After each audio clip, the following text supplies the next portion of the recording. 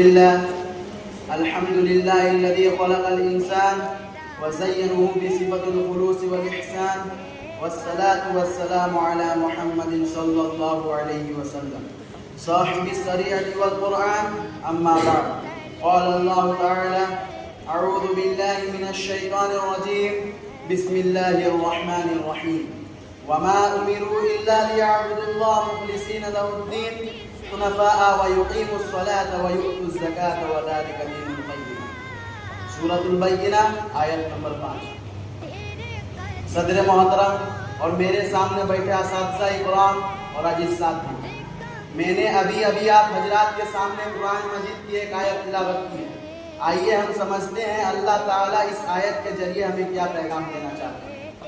اے لوگوں، تمہیں حکم نہیں دیا گیا مگر اس بات کا کہ وہ اللہ تعالیٰ کی عبادت کرے، اس کے لیے دین کو خالص رکھے، نماز قائم کرے، زکوٰۃ دے. یہی مضبوط دین ہے.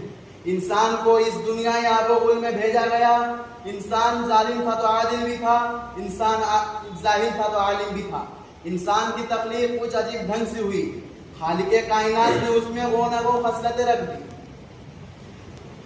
انسان اگر اللہ تعالیٰ کے انکار پر اتر آیا تو فرعون و شداد بن گیا، اور انسان اگر اللہ تعالیٰ کے اطاعت پر اتر آیا تو فرشتوں سے بھی بازی لے گیا.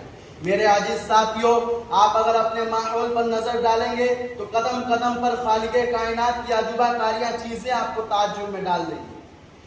انسان کس طرح سے اللہ تعالیٰ کی خوشنودی کو حاصل کر سکتا ہے اور کس طرح سے نہیں، آئیے ہم سمجھتے ہیں.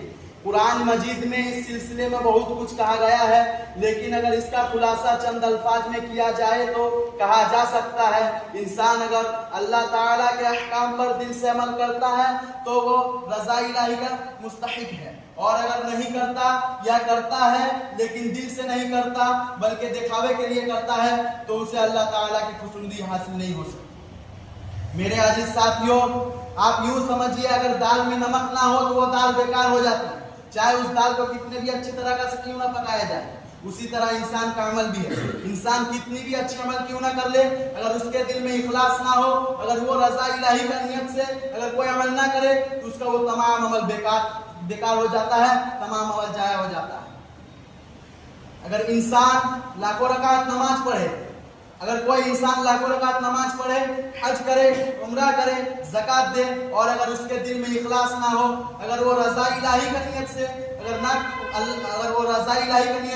اگر دل کا کام نہ کرے تو اس کے لیے وہ کام، اس کا تمام عمل اس کا بیکار ہو جائے، چل جائے گا. میرے عزیز ساتھیوں، اگر کوئی شخص حافظ بنتا ہے، کوئی عالم بنتا ہے، اگر